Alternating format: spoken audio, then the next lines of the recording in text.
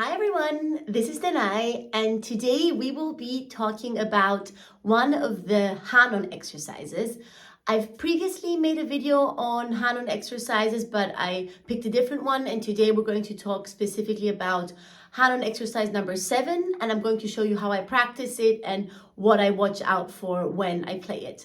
So if you're interested in that, then keep on watching. So just a quick note for all the people that actually do Hanon exercises on a regular basis. As you're probably realizing from the score, this is not a Hanon exercise. It is one of the Brahms exercises. And sorry that I keep talking about Hanon exercises in this video, but I was just practicing Hanon before and then I somehow kept thinking of Hanon. But this video is actually about number 7 from the 51 exercises by Johannes Brahms, as you can see in this score.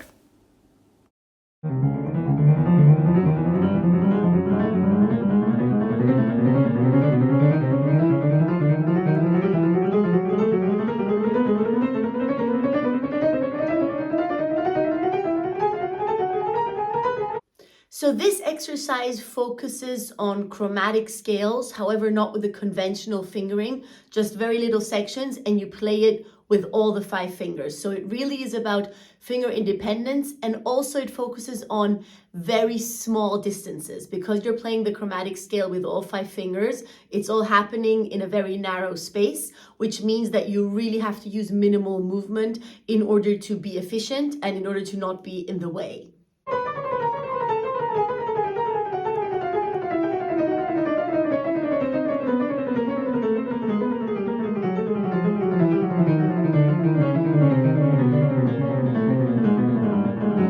Most of the Hanon exercises are designed that way, but especially in this one, because of the technique that it focuses on, the most important thing I find is to really focus on only moving what is necessary. So just move your fingers the minimal space from one chromatic note to the other.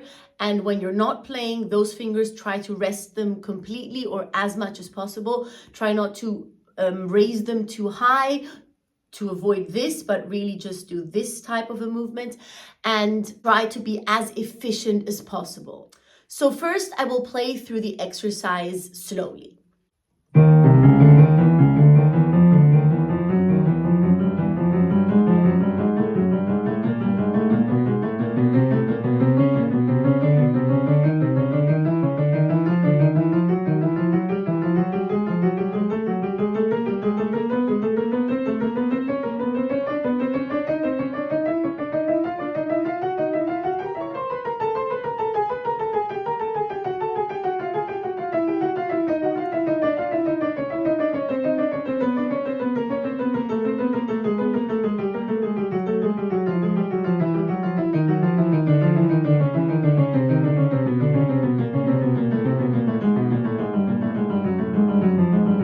The next thing that I like to do is to always play the next note twice. So I start by playing the first note. I do this with the hand separately. So I take my right hand, I play the first note, which is an E flat, and then I play the following note, which is a C, twice while holding the E flat. Then when I've played the second time, when I played the C the second time, I hold that and in turn play the following note, which would be the D flat twice. When I've played that for the second time, I release the C, I hold the D flat, and then play the following note twice, and so on. And I go through the entire exercise like that.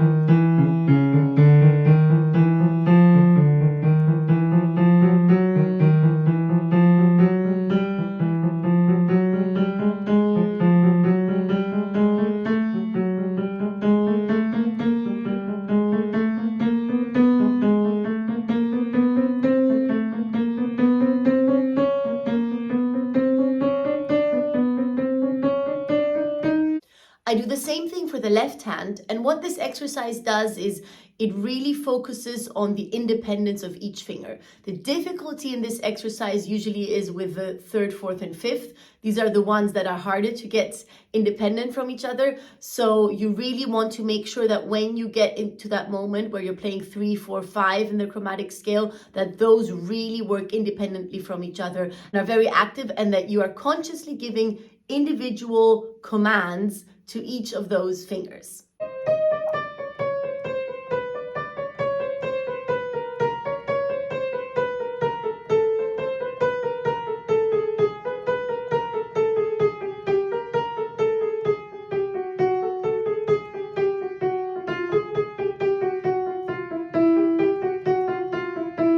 My teacher used to say that the commander is your brain and that the fingers are servants fulfilling the commands of the brain. So I think this is a great exercise where you can really think about that analogy, that you really give individual commands to each finger instead of thinking of one big chromatic scale and then maybe rushing or not thinking of each finger independently. So individual commands to each finger. After that, I always stop on the first note of the group. So basically that would mean I start by stopping on the E flat, and then I play that chromatic section until I land on the E on the fifth finger. Then I play the next chromatic section until I land on the F, and so on.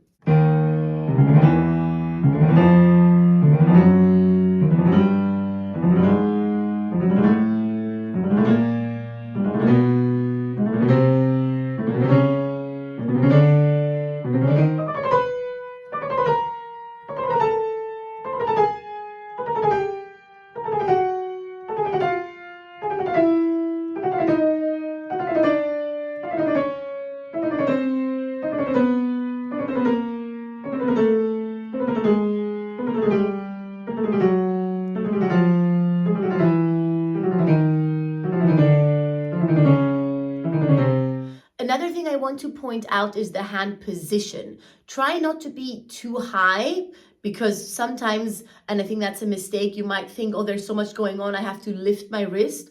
No, try to stay in your usual position with your wrist and just force your fingers to do small movements, minimal movements, in order to accommodate the very little and small amount of space that you have. Another exercise that I like to do is to play through the entire exercise staccato. And when I play staccato, I really think of this type of emotion. So I really try to imagine plucking something, trying to pull something towards me. So when I play a key, I really try to kind of pull it towards me and then let go. That's what I think of when I play through this exercise in staccato, because I feel like that gives me the most secure grip on the keys. And it also feel like it helps me to really think of each finger individually with the individual commands. So this movement, although when I do it staccato, it's quite pronounced. Of course, when I play through the entire exercise, it's not that obvious, but that's kind of what I'm thinking of in my head.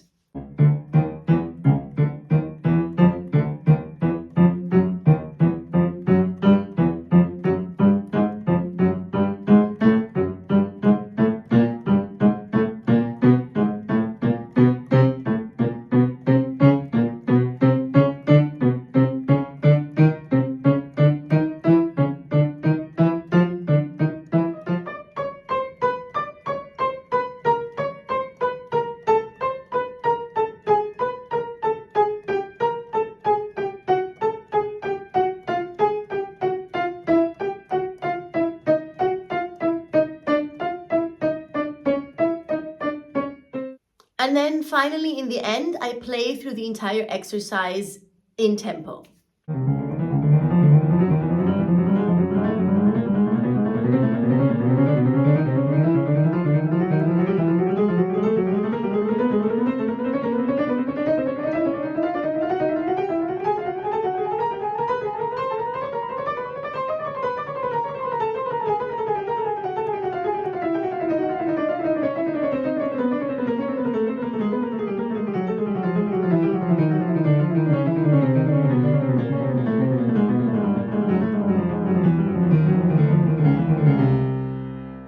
in mind that this is my tempo. Of course, you can have a different tempo. When you start out in your tempo that is comfortable to you. It might be significantly slower, which is completely fine. The important thing is to have the right hand position, finger position, to use minimal movement, as I mentioned in the beginning, and to really feel like you are in charge of each finger, that you're giving them individual commands and that you're in control.